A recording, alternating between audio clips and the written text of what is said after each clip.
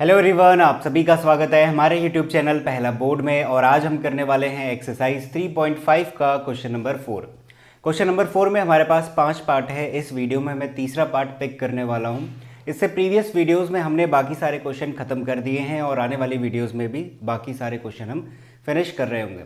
अगर आपको वो सारी वीडियोस देखनी है एक ही जगह पे तो ऊपर आई बटन पे लिंक मिल रहा होगा जहाँ पे कंप्लीट प्लेलिस्ट है एक्सरसाइज 3.5 की, तो उसे आप चेकआउट कर सकते हो। हम लोग बिना टाइम वेस्ट करे हुए ये वाला क्वेश्चन शुरू करते हैं। आपके सामने नजर आ रहा होगा, मैं इसे रीड करूंगा, उसके बाद देखते हैं स्टेप बाय स्टेप क्या हमारे पास पेयर बनता है और फिर उसे हमें क्या करना है, सॉल्व करना है। तो शुरू करते हैं। क्वेश्चन है कुछ इस तरीके से कि Yash scored 40 marks in a test. एक टेस्ट लिया गया जहाँ पे 40 मार्क्स आए हैं। Getting 3 marks for each right answer. अब उस पेपर में क्या हो रहा होगा, उस टेस्ट में क्या हो रहा है कि अगर राइट आंसर दिया है तो 3 मार्क्स दिए जा रहे और डिडक्ट करे जा रहे हैं 1 मार्क्स अगर रॉन्ग आंसर दिया जा रहा है, तो यानी कि एक तरीके से नेगेटिव मार्किंग है। उसके बाद कहता है एक और दूसरा केस है, क्योंकि 2 इक्वेशंस बनने वाली तो 2 केस देगा। Had 4 marks been awarded for each correct answer. अब की बार क्या है, 4 मार्क्स दिए जा रहे हैं करेक्ट आंसर के लिए और 2 मार्क्स डिडक्ट करे जा रहे हैं इनकरेक्ट आंसर के लिए। और इस केस में यश ने कितना स्कोर करा है, 50 मार्क्स स्कोर करे हैं। हमसे कहता है फाइंड करो कि क्वेश्चंस कितने हैं टेस्ट में। अब देखो यहाँ पे प्रॉब्लम क्या आती है, पहले तो वो बता देता हूँ।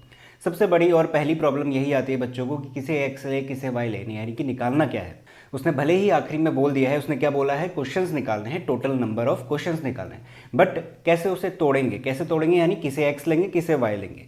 तो यहाँ पे एक चीज़ समझना, हमारे पास क्या है, जो इन्फॉर्मेशन है, पहले तो मैं बात कर लेता हूँ टोटल क्वेश्चंस की। हमें निकालने हैं टोटल नंबर ऑफ क्वेश्चंस कितने हैं टेस्ट में।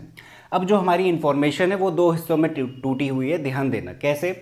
उसने कहा है पहले वाले में कि मार्क्स मिले हैं, मार्क्स कितने मिले हैं, पहले वाले में 40 मिले हैं, ठीक हो गया। उसने कहा कि करेक्ट आंसर के लिए 3 मार्क्स दिए जाते हैं और रॉन्ग आंसर के लिए 1 मार्क्स दिए जाते हैं। यानी कि जो भी टोटल क्वेश्चंस हैं और वो जब आंसर करता है तो वो 2 तरीके से करता है, या तो वो राइट आंसर देगा, मैं RA लिख रहा हूँ, राइट आंसर देगा, या फिर वो रॉन्ग आंसर देगा, मैं W.A लिख रहा हूँ, ठीक हो गया। तो ये शॉर्ट हैंड हो गया, तो राइट आंसर या फिर रॉन्ग आंसर। तो इस तरीके से 2 हिस्सों में टूट रहा है। अगर इन 2 हिस्सों में एक को मैं x मान लूँ, ठीक है, और एक को मैं y मान लूँ और इक्वेशंस बनाऊँ, क्योंकि इन्फॉर्मेशन गिवन है, इक्वेशंस बनेगी, सॉल्व होगा। सॉल्व होने के बाद जब हमें x और y मिल जाएगा और आखिरी में जो क्वेश्चन पूछा है टोटल नंबर ऑफ क्वेश्चंस बताने हैं, तो इन दोनों को अगर मैं ऐड कर दूंगा तो मेरे पास टोटल नंबर ऑफ क्वेश्चंस मिल जाएंगे जो कि क्वेश्चन डिमांड कर रहा है। तो यहाँ पे जो इंपॉर्टेंट है वो यही बात है कि हमें इसे तोड़ना पड़ेगा। किन हिस्सों में, 2 हिस्सों में। क्या हो गया, एक राइट आंसर वाला और एक रॉन्ग आंसर वाला हिस्सा।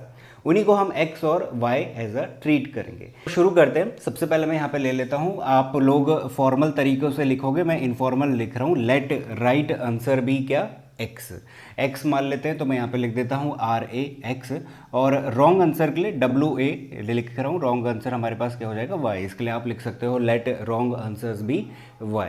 तो ये हो गया मेरे पास स्टेटमेंट। स्टेटमेंट के साथ इन्फॉर्मेशन करते हैं और करना शुरू करते हैं।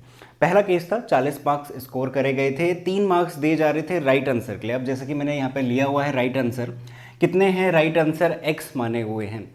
एक आंसर यानी कि जो राइट है उसके लिए 3 मार्क्स दिए जा रहे हैं, तो x के लिए कितना हो जाएगा, 3x हो जाएगा। सिंपल सी कैलकुलेशन है, ठीक हो गया।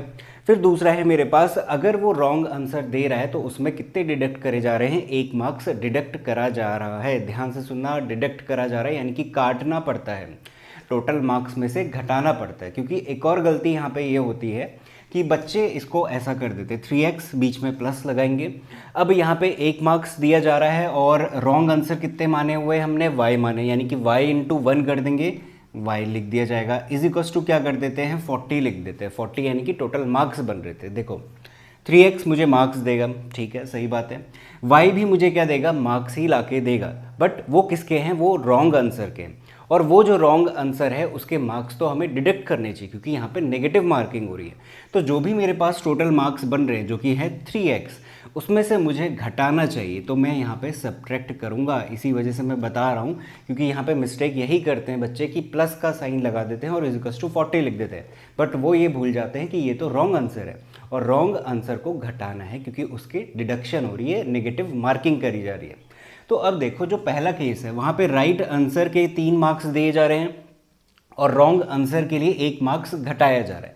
तो राइट आंसर कितने भी हों हमें नहीं पता, बट x मान लें तो 3x मार्क्स हो गए, उसमें से घटाएंगे y यानी कि रॉन्ग आंसर कितने भी हो हमें नहीं पता, बट जितने भी होंगे उतने मार्क्स हमारे घट जाएंगे, क्योंकि नेगेटिव मार्किंग कितने की हो रही है, 1 मार्क्स की हो रही है। तो 3x minus Y is equal to कितना 40, टोटल मार्क्स कितने मिले उसे, पहले केस में 40 मिले तो इज इक्वल टू 40 रख दिया जाएगा। तो ये हो गई मेरे पास पहली इक्वेशन, ध्यान देना, ठीक है। दूसरी इन्फॉर्मेशन में 50 मार्क्स मिल रहे थे, ठीक हो गया। करेक्ट आंसर के 4 मार्क्स मिल रहे हैं और नेगेटिव मार्किंग या फिर रॉन्ग आंसर की बात करूँ तो 2 मार्क्स डिडक्ट करने हैं। तो अगेन वही सेम केस हो जाएगा, क्या करेंगे 4x माइनस का कितना 2y करा जाएगा, 4x माइनस का 2y, क्योंकि अब की बार हमें 2 मार्क्स घटाने हैं, कब के लिए, रॉन्ग आंसर के लिए। तो रॉन्ग आंसर y है और राइट आंसर x है, तो 4x माइनस 2y ये कितना बन जाएगा 50 के इक्वल। ये है मेरे पास दूसरी इक्वेशन, क्योंकि दूसरी इन्फॉर्मेशन से हमें यही करना है।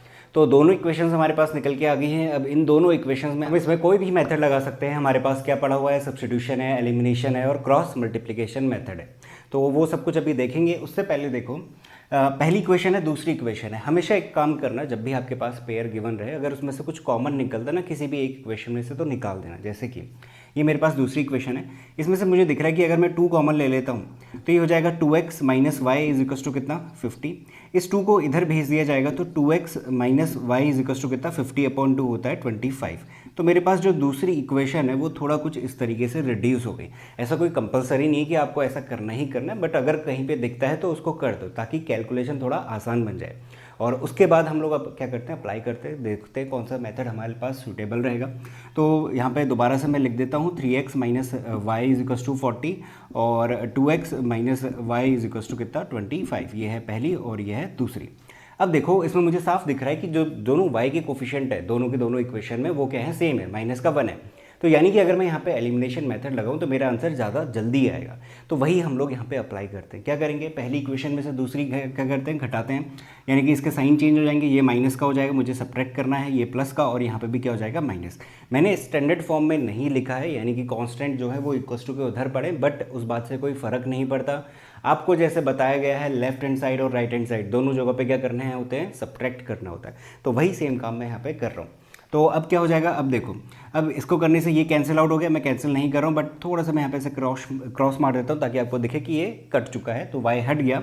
अब 3x माइनस का 2x कितना हो जाएगा x, और इक्वल्स टू में देखो 40 माइनस 25 है, यानी कि कितना हो जाएगा प्लस का 15। तो देखो सिंपल हमारे पास x इज इक्वल्स टू 15 मिल गया। तो थोड़ी सी ऑब्जर्वेशन और कैलकुलेशन का ध्यान रखते हुए अगर आप काम करोगे तो ज़्यादा जल्दी आपका आंसर निकलेगा, जो कि बेहद इंपॉर्टेंट होता है एग्जाम पॉइंट ऑफ व्यू से, क्योंकि वहाँ पे हमें जल्दी आंसर चाहिए होता है।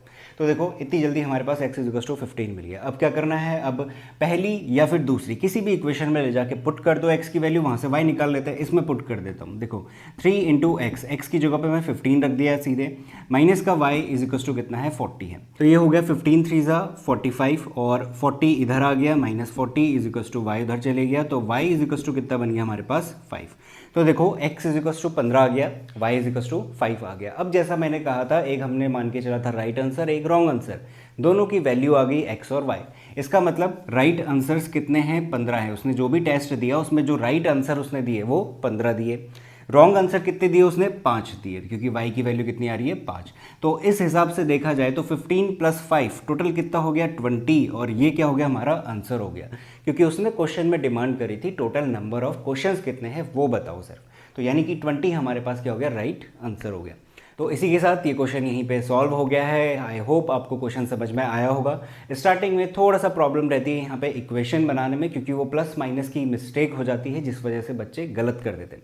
बट आप 1-2 बार प्रैक्टिस करोगे आपको समझ में आ जाएगा कि कैसे डिडक्ट करा जाता है, कब प्लस लगाना है कब माइनस लगाना है। तो इसी के साथ मिलते हैं अगली वीडियो में। आई होप आपको ये वीडियो पसंद आई होगी। अगर पसंद आई है तो इसे लाइक कर देना, दोस्तों के साथ चैनल को शेयर कर सकते हो और चैनल को सब्सक्राइब भी कर देना। Thank you so much for watching this video.